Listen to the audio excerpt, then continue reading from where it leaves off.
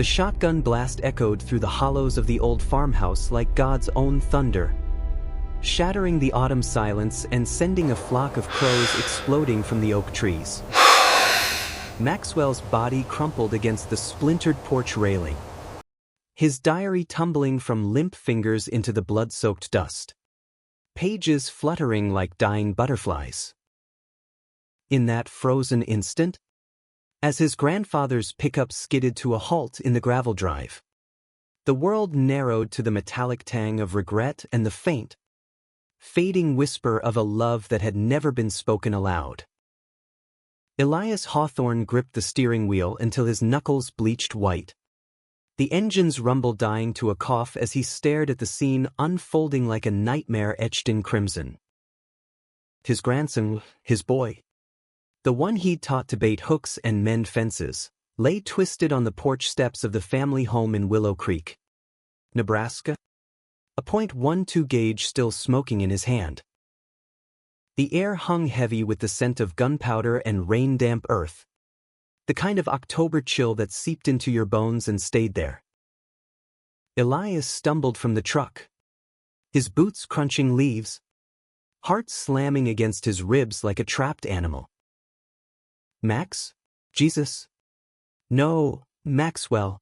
He dropped to his knees beside the body, pressing gnarled fingers to the pulse point at Maxwell's neck. But there was nothing, just the unnatural stillness of flesh gone cold too soon. 24 years old. And gone. Elias's world tilted, the farmhouse blurring through tears he hadn't shed since his own boy's funeral 3 decades back. That's when he saw it, the leather-bound diary, its cover embossed with faded initials, spilled open in the pooling blood. The last page smeared but legible, words blurring into a confession that would unravel everything. Elias snatched it up, cradling it like a talisman against the horror, his calloused hands trembling as he flipped through the pages. Maxwell's handwriting, the neat, looping script learned from schoolmarms long retired, spilled out in ink-black secrets. Dates marked the slow bleed of a life Elias had thought he knew, entries about the endless cornfields that choked the horizon, the church suppers where smiles hid judgments, the weight of being the Hawthorne heir in a town that still whispered about sodomites like they were ghosts from Sodom itself. But deeper in, the words twisted into something fiercer, rawer, a chronicle of love that burned like forbidden fire. It started innocently enough. Those early pages from 2 summers back. Maxwell, fresh out of community college with a half-finished degree in graphic design and dreams too big for Willow Creek, had taken a job at the local garage. Fixed up old man Hargrove's Ford today, one entry read. Hands black with grease, but it felt good. Like I could build something that lasts. Elias remembered those days. He'd swing by after his shifts at the co-op, clapping Maxwell on the back, proud of the boy who looked so much like his father, tall and lean, with that mop of chestnut hair and hazel eyes that caught the light like creek water. You're carrying the line now, son, Elias would say, clapping him on the shoulder. Hawthorns don't quit. But quitters weren't what haunted the later pages. It was Ethan. Elias's breath hitched as the name surfaced again and again, scrawled with a tenderness that made his gut clench. Ethan Riley, the drifter who'd rolled into town like a storm cloud, all sharp jaw and city tattoos, taking over as mechanic at the garage after his predecessor retired. Maxwell's entries painted him in strokes of sunlight and shadow. He laughed today when I botched the carburetor, vip, like thunder rolling in from the plains. Called me farm boy, with that smirk. Good. I wanted to drown in it. Elias's face hardened. The word, sin, rising like bile. He'd seen the way Maxwell lit up around that outsider. The lingering glances over oil-stained counters. The way they'd share smokes out back during breaks. He'd chalked it up to boyish camaraderie. But now, reading it plain as day, it hit like a sucker punch. The entries deepened as summer bled into fall. Maxwell wrote of stolen moments, a late-night drive to the old quarry, tires crunching gravel under star-pricked skies, Ethan's hand brushing his on the gearshift. His fingers are rough from wrenches, but when he touches me, it's like fire consuming. I told him about Dad, how the cancer took him slow, piece by piece. He listened. No pity, but understanding. Like he sees the parts of me I hide even from myself. Elias paused, thumb smudging a tear on the page, his own, or Maxwell's long-dried blood. He couldn't tell. The farmhouse loomed behind him, its sagging porch a sentinel to generations of Hawthorne men who'd towed the line of faith and family. Inside, the Bible lay open on the kitchen table. Proverbs 14 verse 12 underlined in faded pencil. There is a way that seems right to a man, but its end is the way to death. He kept reading, the words pulling him under like quicksand. Maxwell's voice emerged, vulnerable and fierce. A young man wrestling angels in the quiet of his attic room. Grandpa preached at supper tonight, the Lord don't abide abominations. I nodded, shoveled beans like they were ashes. But in the mirror later, I saw it, the lie in my eyes. Ethan's different. He's from Chicago. Says he's seen the world bend for folks like us. Pride parades, rainbow flags waving like surrender flags. But here, we're ghosts in our own skins. Elias's chest tightened. He'd said those words himself, quoting scripture to keep the devil at bay, to hold the family farm together after his son, Maxwell's father, wasted away. Faith was the glue. Or so he'd thought. Now it felt like chains. Winter came cruel that year, snow blanketing the fields in white silence. Maxwell's diary captured the thaw in stolen warmth. We met at the line shack by the river. He kissed me first, salt and smoke, tasting like secrets. My heart hammered like a diesel engine, but it felt right. Even. Is that blasphemy? Maybe. But if God's love is unconditional, why can't this be part of it? Elias slammed the book shut for a moment, while rising. Sinful. The word burned, hot as branding iron. He'd raised Maxwell on stories of the prodigal son, of redemption through repentance. This was the pigsty, wallowing in filth. He thought of his wife, gone 10 years now, her gentle hands folding laundry while she hummed hymns. What would she say? But curiosity, or masochism, drew him back. The pages turned, revealing the slow build of something profound, a love that flowered in the cracks of a hostile world. By spring, the entries pulsed with urgency. Ethan's talking future, get out of this town, head west to California. He says we could make it? 2 guys against the sunset. I want to believe him. But the farm? Grandpa's getting on. The co-op's pressuring for sale. If I leave, what happens to him? To us? Elias's eyes stung. He hadn't known the weight Maxwell carried. The quiet calculations of a grandson who'd become a son. Then a caretaker. The boy had skipped his own dreams, those sketches of album covers and logos he'd shown Elias once. Shy as a fawn, to fix tractors and mend roofs. Well, that's what Hawthorns did. But this Ethan, he'd poisoned it all. The conflict simmered into summer heat, words scorching the page. Caught Grandpa staring today at the garage. Eyes like Judgment Day. Ethan noticed, pulled me aside. Your old man's scared, he said. Of losing you? Or of you being happy? I didn't answer. Couldn't. Elias remembered that stare, the unease twisting like barbed wire. He'd invited Ethan to a church picnic once, testing waters, but the man's easy laugh and rolled sleeves had drawn whispers.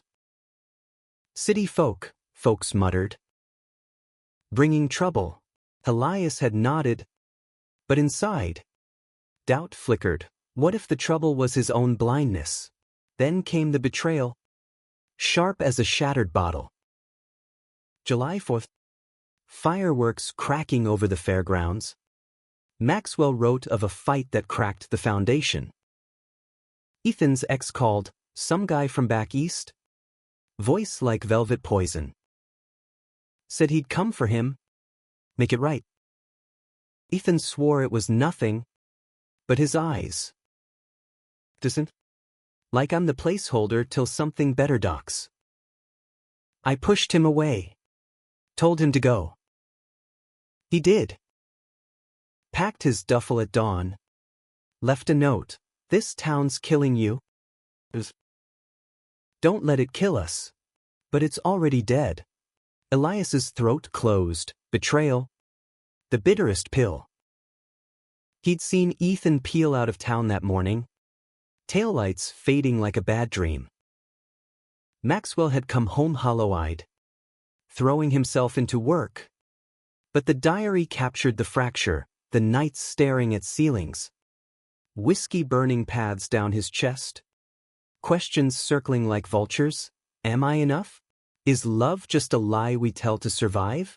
As autumn returned, the entries grew frantic. A man adrift in his own skin. Grandpa found the sketchbook today. My drawings of Ethan? Not the farm stuff.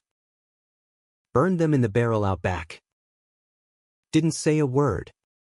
Just the smoke rising like my sins. I wanted to scream. To beg him to see me. But I swallowed it.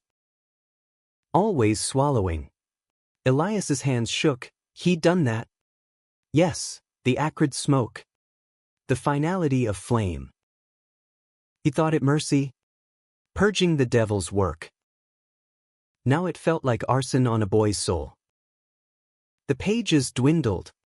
Words sparse. As if Maxwell's spirit ebbed with the harvest. Thanksgiving alone, Grandpa's flu kept him in bed. I cooked turkey for ghosts. Ethan's in Reno now. Or so the grapevine says. With him?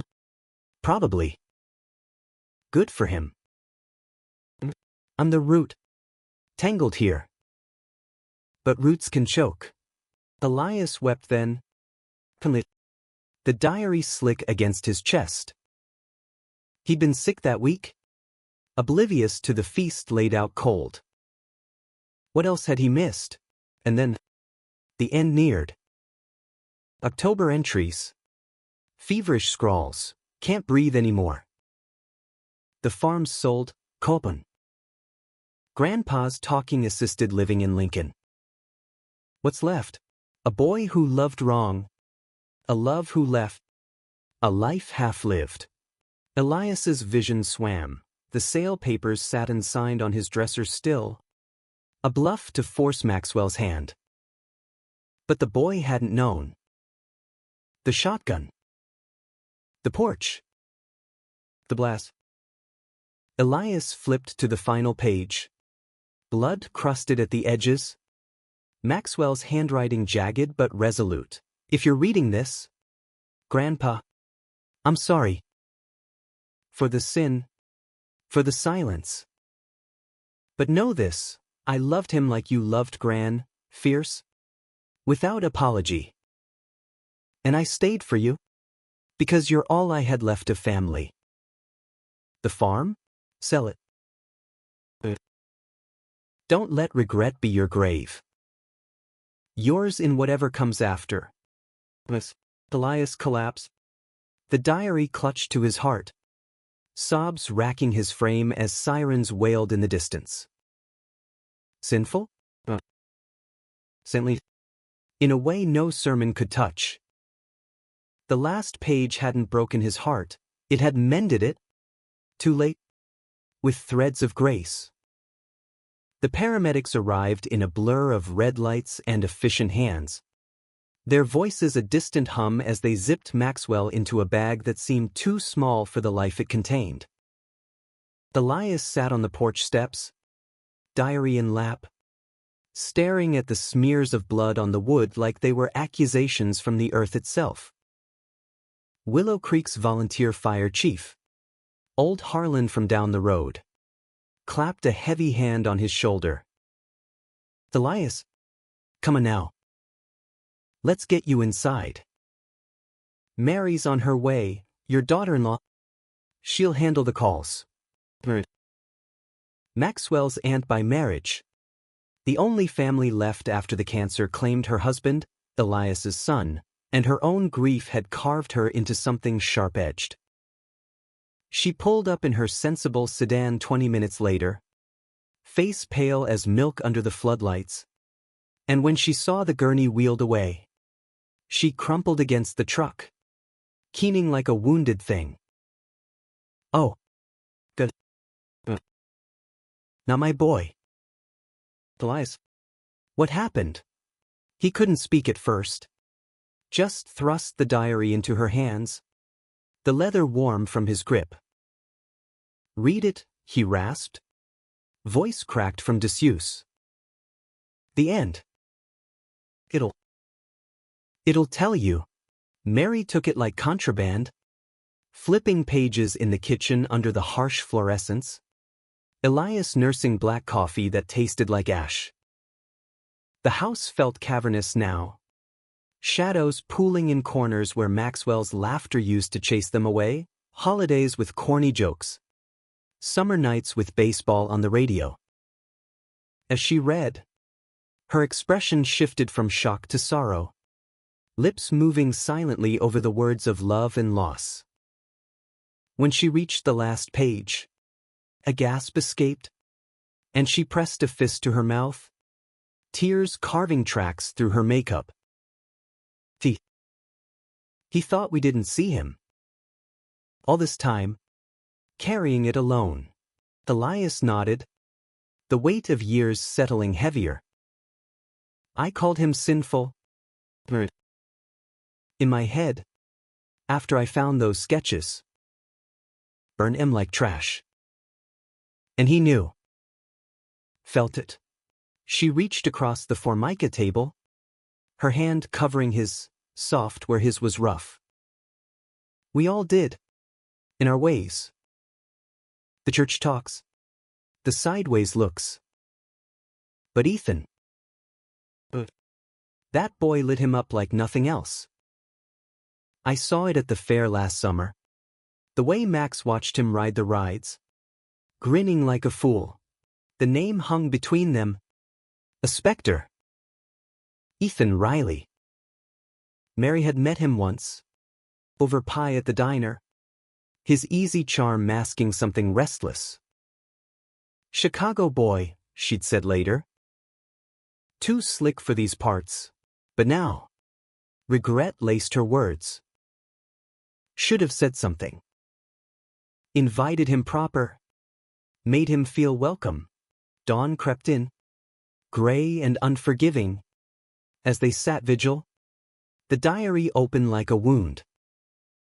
Elias traced the initials on the cover, H.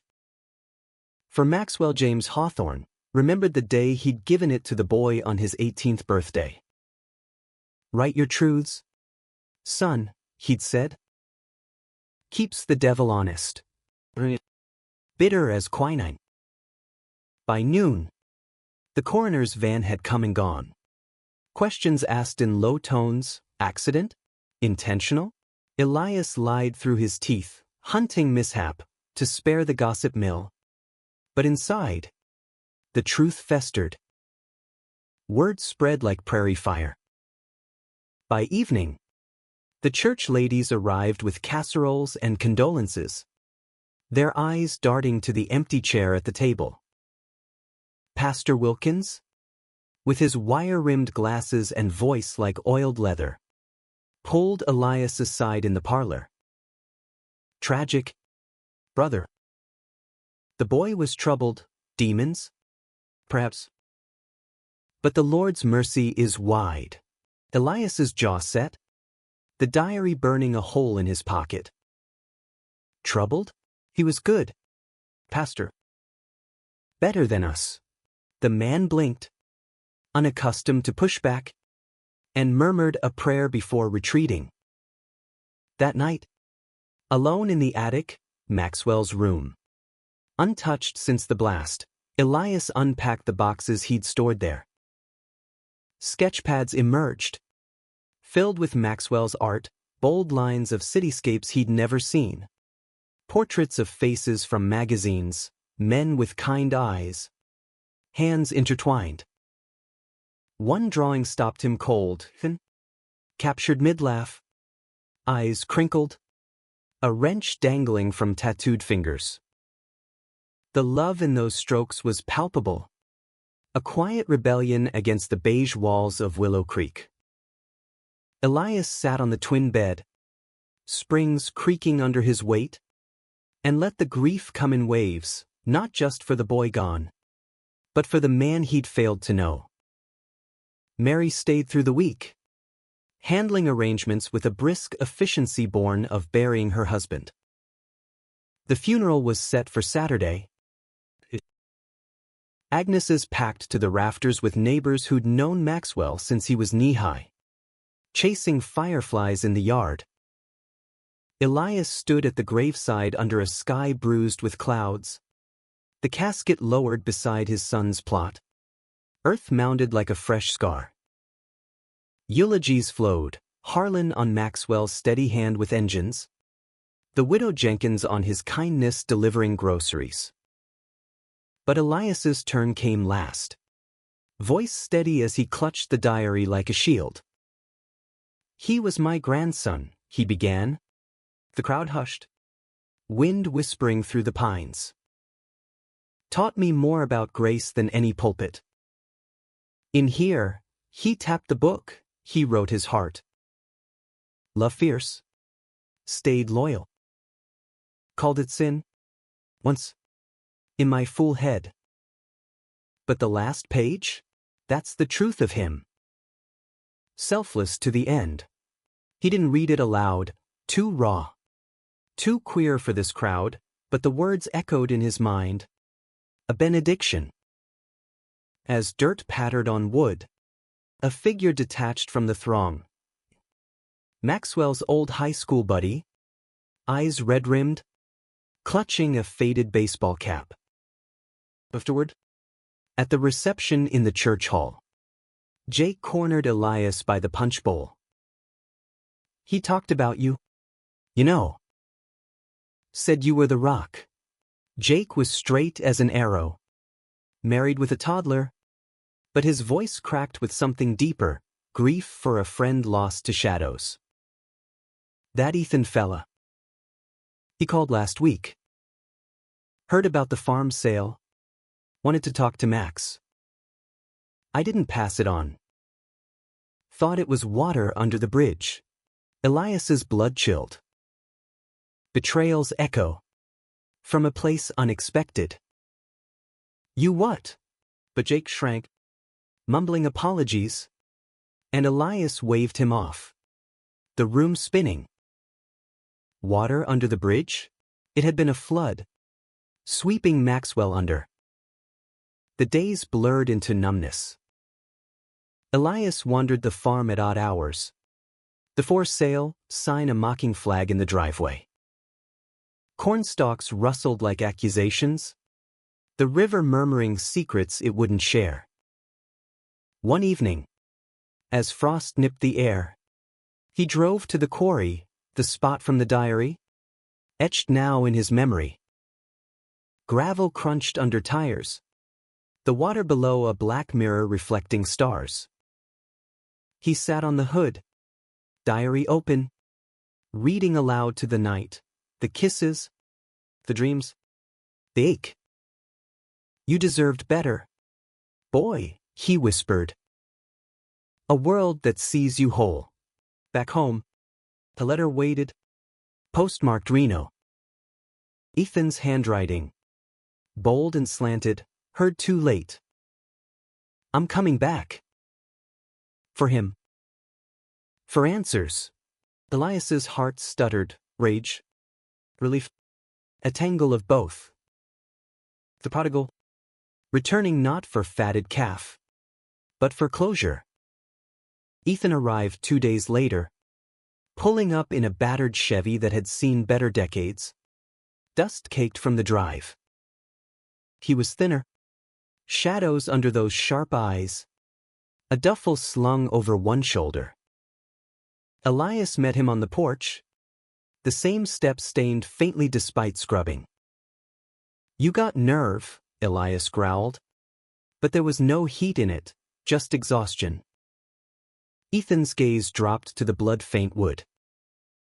I loved him. Still do.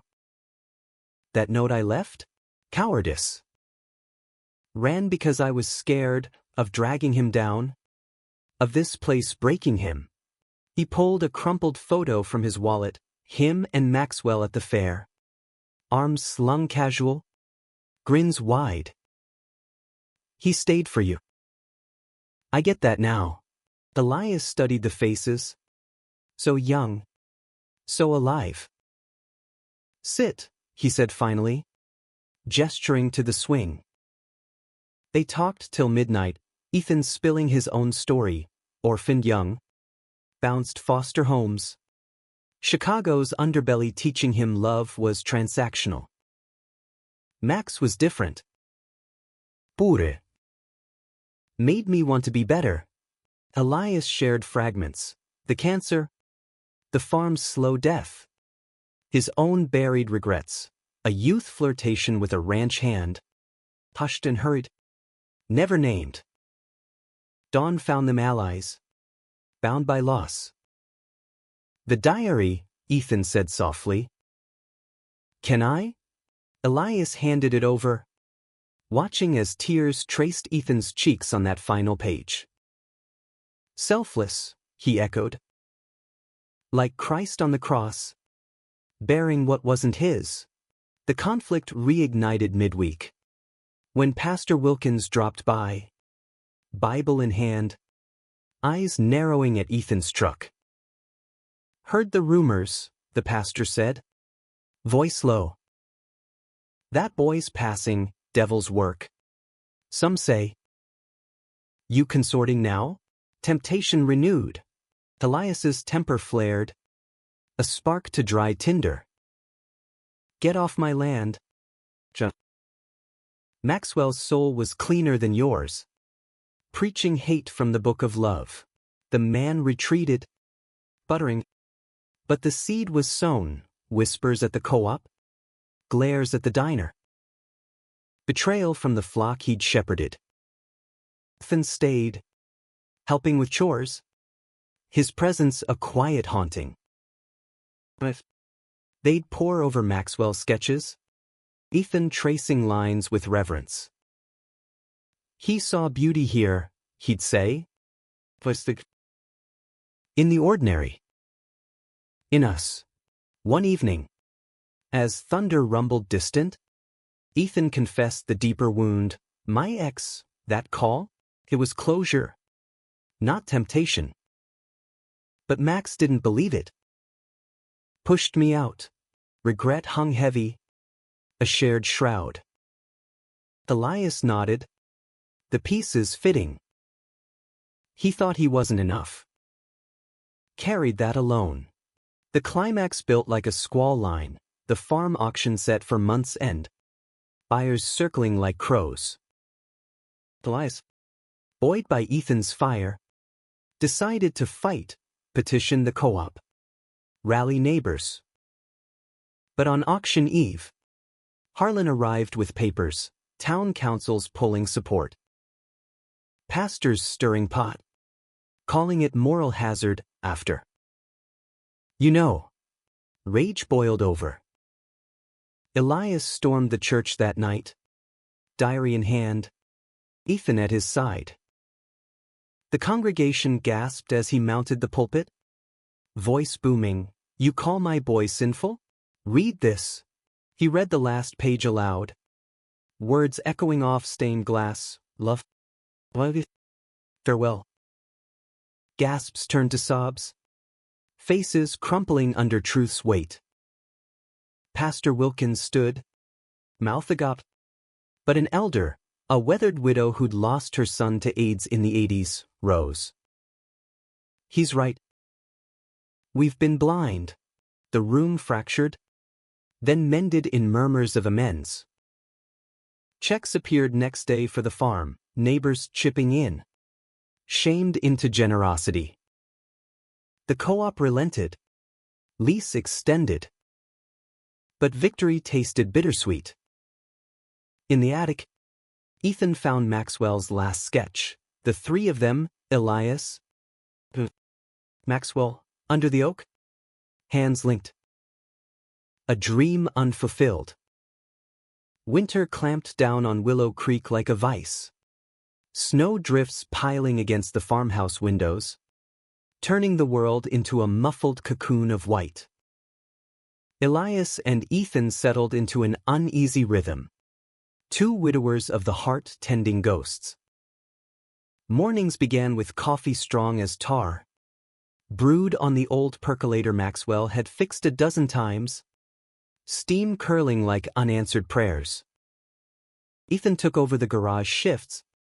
His hands steady on tools that still bore Maxwell's ghost, a wrench etched with initials. A rag folded just so.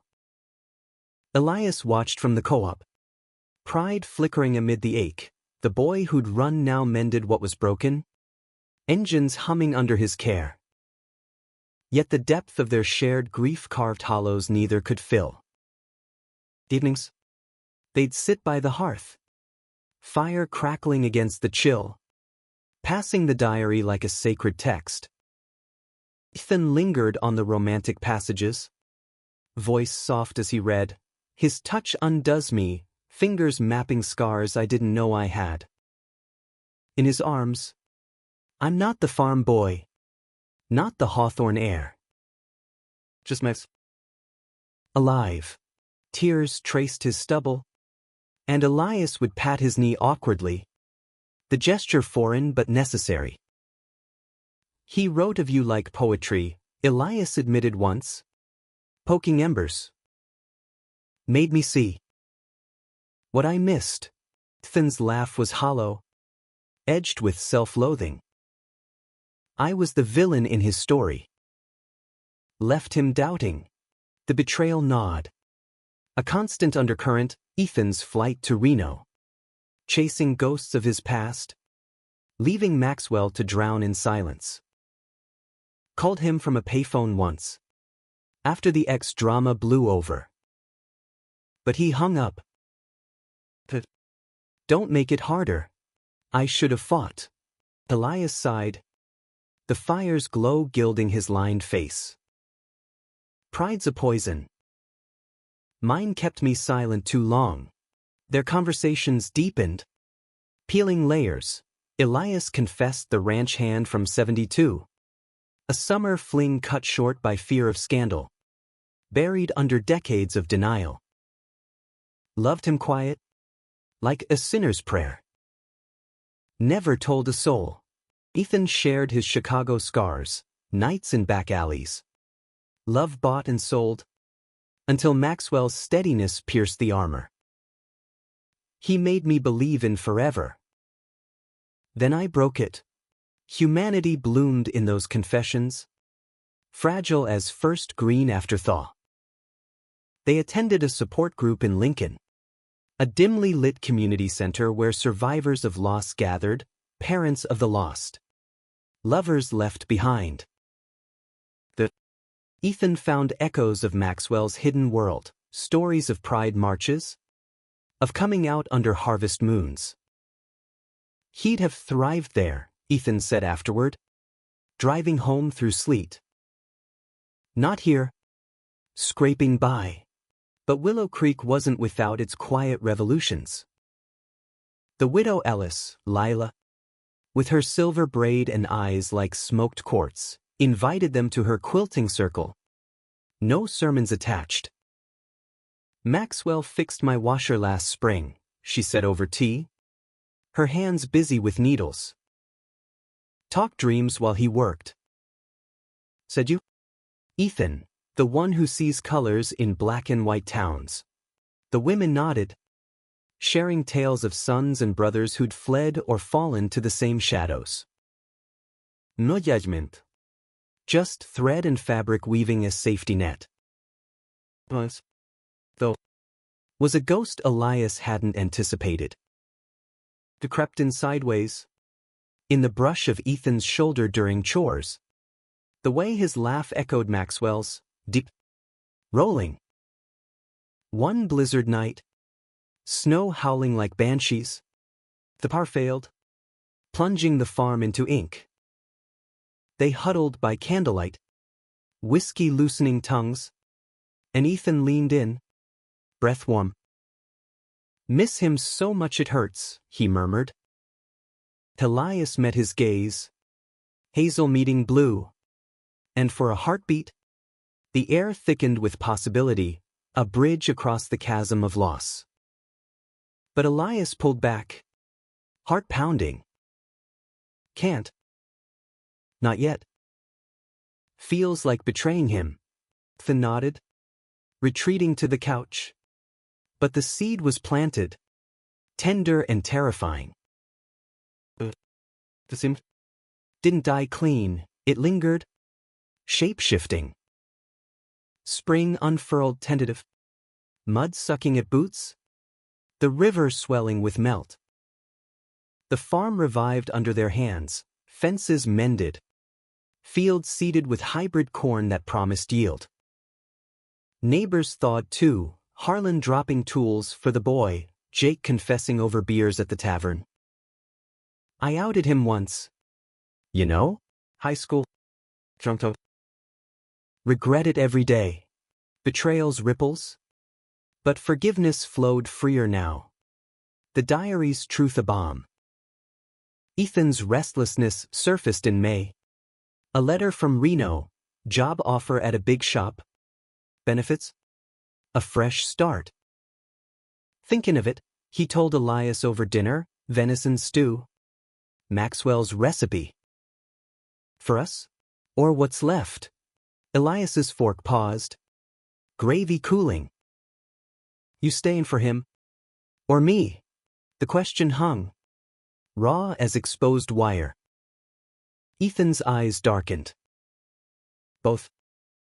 But I can't rot here. Haunting. Max wouldn't want that. Conflict crested at the county fair. Fireworks blooming over the midway like defiant stars. They wandered the crowds. Ethan's hand brushing Elias's in the throng, a casual anchor. But Pastor Wilkins lurked by the Ferris wheel. Face twisted. Abomination spreads, he hissed, nodding at their proximity. First the grandson. Now this. Ethan's fists clenched. But Elias stepped forward. Voice steel. Walk away. Or I'll tell the congregation about your visits to Omaha, the ones with the choir boy in '09. The bluff. Born of old rumors. But it landed like a gut punch. The pastor paled, slinking into shadows, his empire cracking. Emboldened, Ethan pulled Elias behind the hay bales, the air thick with popcorn and possibility. You're braver than you know, he said, and kissed him, soft at first, then deepening, a dam breaking. Elias yielded, tasting salt and second chances. Maxwell's ghost a gentle witness rather than warden. It was tentative, exploratory, hands tentative on flannel shirts. Breaths mingling in the dark. "This okay?" Ethan whispered, forehead to forehead. "Yeah," Elias breathed. The word a release. More than. Their romance unfolded slow. Like a flower in frost, nights tangled in the master bed. Elias's room unused since his wife's passing. Bodies learning rhythms new and old. Ethan was fire to Elias's earth. Urgent where he was steady. But the depth was there, post-love murmurs of Maxwell. Shared aches turning to healing. "He'd want this," Ethan said once. Tracing Elias's scars, farm accidents, life's toll. Building on what he left.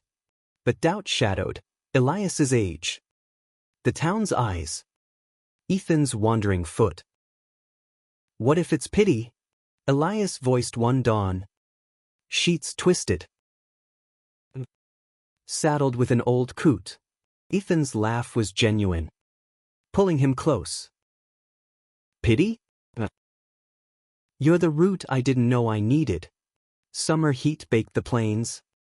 Corn whispering promises. They traveled to Omaha's pride, Elias's first. Rainbow flags waving like Maxwell's dreams made manifest. Hand in hand through crowds. They lit a candle at a vigil for the lost. Diary page tucked in pocket. To Max, Ethan toasted later. Over rainbow cake. The one who broke us open. Back home. Betrayal struck anew, not from without, but within. Lila Ellis. Confidant turned gossip. Let slip their affair at the diner. Voices carrying, Old Hawthorne and the Drifter? After that suicide? Scandal. Whispers swelled. Co-op board calling Elias in, image problem. Lease up for review. Elias stormed out. Fury a live wire. Ethan met him at the river. Faces flushed. "We fight," Ethan said. "Or run." "Fight," Elias growled. But inside, fear coiled, losing the farm. The legacy. Maxwell's ghost. The climax erupted at town hall. Auction redux. Co-op versus locals. Pastor fanning flames from the pews. Elias took the mic. Diary aloft. "This land's soaked in Hawthorne blood, my sons. My grandsons. He died here. Loving wrong in your eyes." But his last words? "Chris. Sell it if you must. But don't spit on his memory." Ethan stood beside. Hand on his back. The crowd shifting, Lila rising first. Then Harlan. Checks waving like white flags. The board folded. Lease renewed amid applause. But victory cracked Ethan open. "I can't stay. Not after this. Too much ghost." Elias's heart seized. "Then go." "But take me." Ethan's eyes widened. "West? California?" "Yeah." "For us." For him. They packed that week. Farm handed to Jake as steward. The oak tree got a plaque. Maxwell Hawthorne, lover of truths. The highway unspooled west like a ribbon of fate. Interstate 80 cutting through Nebraska's heartland toward the promise of Pacific salt and sun-bleached horizons. Elias gripped the wheel of the old Ford, Maxwell's truck. Engine purring faithful under Ethan's tweaks, the diary wedged in the glove box like a compass. At 68. Leaving Willow Creek felt like shedding skin, the farm's creek. The church steeple piercing skies. The river's murmur now a memory. Ethan rode shotgun.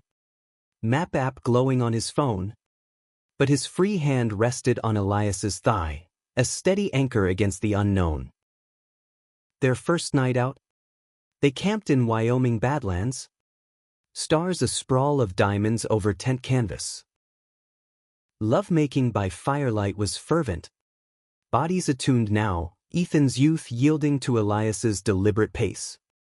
Whispers weaving Maxwell's name into incantations. He'd grin at this, Ethan murmured after. Sweat-cooled skin pressed close. Chasing his sunset. Elias nodded. Chest tight, not with jealousy, but gratitude. The boy had been the spark, they were the flame enduring. California welcomed them in July haze. Los Angeles a beast of freeways and palm shadows. Far from corn-swept silences.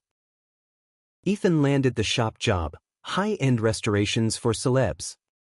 Wrenches traded for precision tools, while Elias, restless without fields, volunteered at a senior center, teaching not tying to vets with stories as gnarled as his own. Their apartment in Echo Park was modest, exposed brick. A balcony overlooking graffiti murals. Maxwell's sketches framed on walls like talismans. They'd cook, Elias's venison swapped for fusion tacos, and read poetry aloud. Whitman's Leaves of Grass mingling with Maxwell's prose. Depth bloomed in the ordinary, morning coffees on the balcony. Ethan's head on Elias's lap as traffic hummed below, drives to the coast. Waves crashing like unresolved chords. Feels like redemption, Elias said once. Toes in surf. Salt wind whipping white hair. Ethan squeezed his hand. Or revolution. Quiet kind, but conflict shadowed paradise. Ethan's ex resurfaced in August, a text. Innocuous at first, in town. Coffee, curiosity nod. But Elias urged honesty, go. End it proper. Betrayal's specter loomed. But Ethan returned unscathed. Face flushed. Closure. He wished us well, awkward as hell. They laughed over wine. The knot untied. Trust reforged stronger. Elias's own demons stirred in fall. A doctor's visit for persistent cough. Biopsy confirming early lung cancer. Irony's cruel twist. The disease that took his son now circling him. Like father, like son, he joked bitterly to Ethan. But tears betrayed the fear. Treatments began, chemo in sterile rooms. Nausea bending him double, but Ethan's care was unwavering. Ginger tea. Bad 80s movies. Hands gentle on fevered skin. You're fighting, Ethan said, echoing Maxwell's diary. For us. The climax crested at a pride event in West Hollywood. Rainbows arching over boulevards thrumming with bass and bodies. They marched. Elias in a Love Wins, tee stretched over his frame. Ethan waving a flag sewn with Hawthorne initials. But midway, a counter-protester, face twisted in hate. Sign scrawled, Repent Sodom, shoved Elias. Snarling. Old perverts corrupting youth. Rage surged, Ethan lunged. Fists flying. Until security pulled them apart. Bruised and breathless in an alley after. Elias sagged against brick. Enough. I'm tired. Ethan. The treatments. Maybe Willow Creek was right. Sin catching up. Ethan's face crumpled. Hands cupping Elias's. No. This is life, messy, beautiful. Max taught us that. He pulled the diary from his pack. Reading the last page by streetlight glow, selfless love, urging release. He let go for you. Don't chain us now. Elias wept. The words a lifeline. Then stay. Through the poison. I will. Till the end, or beyond. Humanism wove through the ordeal. Support groups at the center, where Elias shared his story, grandson lost to despair. Love found in loss, drawing nods from queer elders with similar scars. You're proof, one said, that hearts mend crooked but true. Ethan thrived too, sketching with a local artist collective, channeling Maxwell's vision into murals of intertwined hands against faded barns. Winter brought remission, skies clear as Nebraska skies. They celebrated with a road trip north, scattering Maxwell's ashes, saved from the urn, at Big Sur Cliffs. Wind carrying him to the sea. Free now, Elias whispered, Ethan's arm around him. Back in Illit.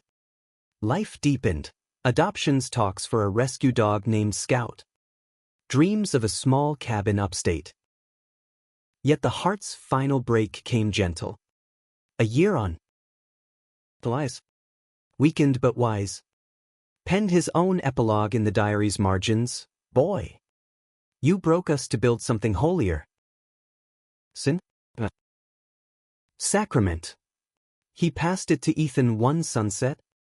Balcony aglow. Keep it.